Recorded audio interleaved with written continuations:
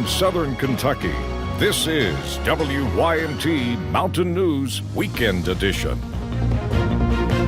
Good morning, I'm Taylor Upchurch. Today is Saturday, May 4th.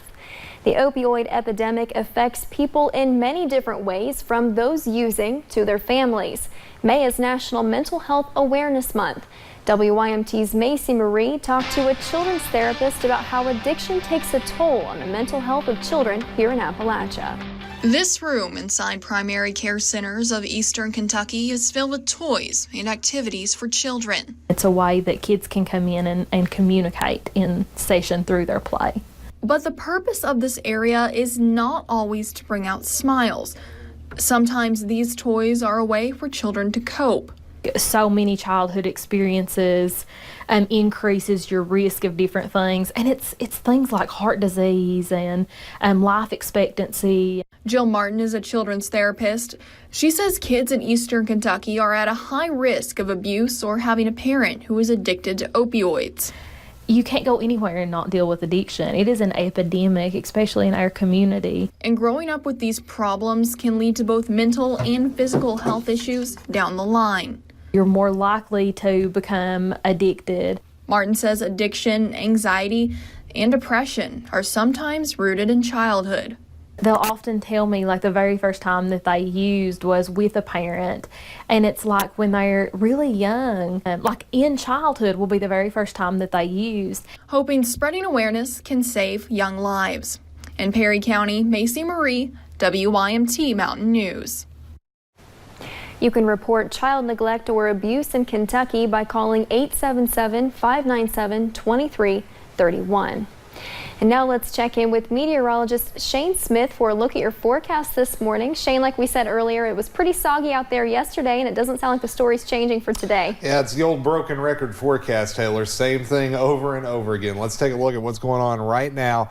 Outside at UVA-Y, as you can see, we had plenty of clouds this morning, a few showers. Starting to see a few peaks of sun peek out from behind those clouds. Also dealing with quite a bit of fog this morning. You can see several locations under about 2 miles of visibility, especially in the Big Sandy and Kentucky River valleys. So just be aware if you're going to be traveling over the next little bit, could run into that fog. Pinpoint Doppler also showing a little bit of rain out there, very light in nature, and not all of this is hitting the ground. But just know that if you're going to be traveling between Hazard and London or Jackson up towards Stanton and Lexington over the next little bit of light shower action is possible. The bigger story could be the high water problems this afternoon and evening, though, especially in the Big Sandy Valley. Rain this afternoon could produce anywhere from about 1 inch to 1.5 inches of new precipitation. So because of that, we do have a flash flood watch out for all the counties highlighted in the green. That's something we're going to keep a close eye on this afternoon. You can see there's plenty of moisture off to the south and the west working through the deep south right now, just to the southeast of Memphis, back over towards Huntsville, Alabama. All that is going to head our direction this afternoon. And for you horse racing fans, going to be very soggy and sloppy track conditions up at Churchill Downs today for the Derby. Temperatures right now into the 60s, 62 Jackson and Hazard, 59 Harlan and Jonesville.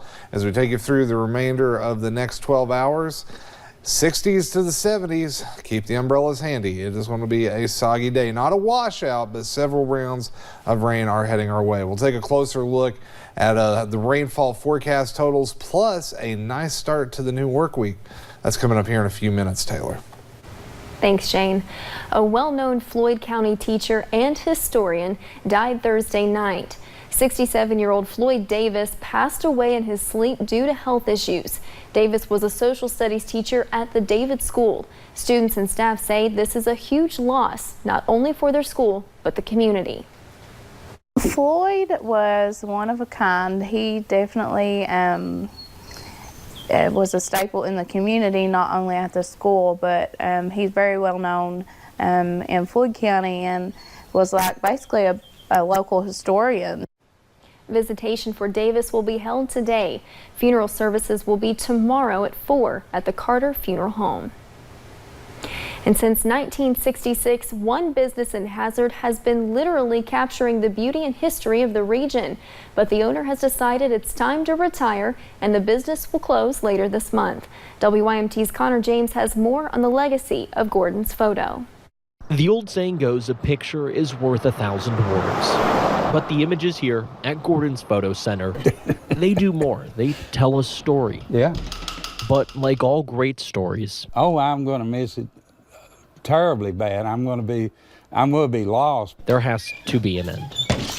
At 72 years old, Paul Gordon is ready. And I'm going to miss all this, but it was time to retire and slow down a little bit. Paul hasn't just captured iconic Derby Day photos or photographed generations of presidents. I think I've photographed 5 presidents. The FBI told me with Clinton I shouldn't say shot. Photograph.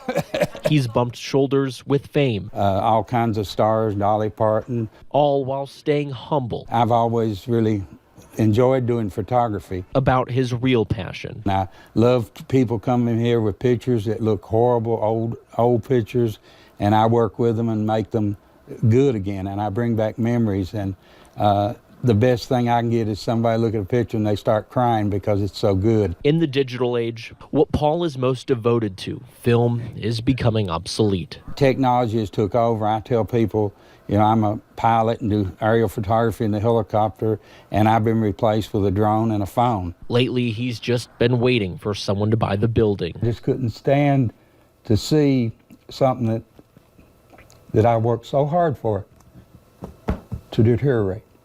And now he's finally got it sold. The building won't be falling down. After decades of the only vacation being a 3-day weekend. And I enjoy my customers, but, you know, I've not really had a vacation in 30 years. Paul, his wife Teresa, and their dog Abby are going to spend some much-needed time seeing the States. My wife's never been to the Florida Keys. I want to take her down there, and I want to go to Niagara Falls. Although this may be the end of an era, I've always tried to take care of people and help them with their problems and do the best work I can. this legacy, more than half a century in the making, Try to make everybody happy and do a good job for them. will certainly be an unforgettable story.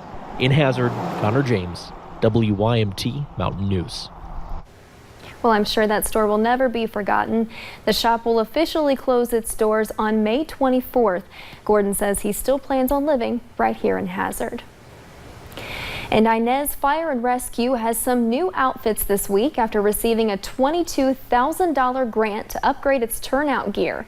Assistant Fire Chief Jared Sloan said the new gear is not only needed but crucial to the department's operation. He said Fire Rescue has applied for many grants in an effort to keep its gear compliant with regulations, but only recently secured funding. Now, he said, the department has 9 new sets of gear. He says the grant from the Gary Sinise Foundation is a blessing. It's a great weight lifted off our shoulders. We usually operate on a very small budget. We don't have a lot of extra money for equipment. So anytime, you know, that we have to replace equipment or something, it's very stressful for us. Sloan said he's thankful for the grant. He said without the new gear, they would not be able to serve the community the way it deserves.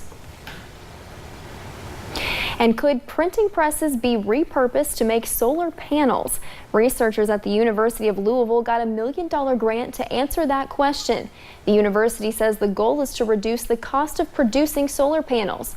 The grant comes from the U.S. Department of Energy. The project will focus on thin film solar cell production using a roll-to-roll platform, the same used to print newspapers. Coming up on Mountain News this morning, what used to be a car dealership will soon be a medical facility. More details just after the break. And later we'll check in with Jason Lindsay to see what he's working on for us in this morning's Hooked on Science segment. We're already tracking a little bit of rain across the mountains this morning on Pinpoint Doppler, and a lot more is heading our way later. Details in the full forecast after this.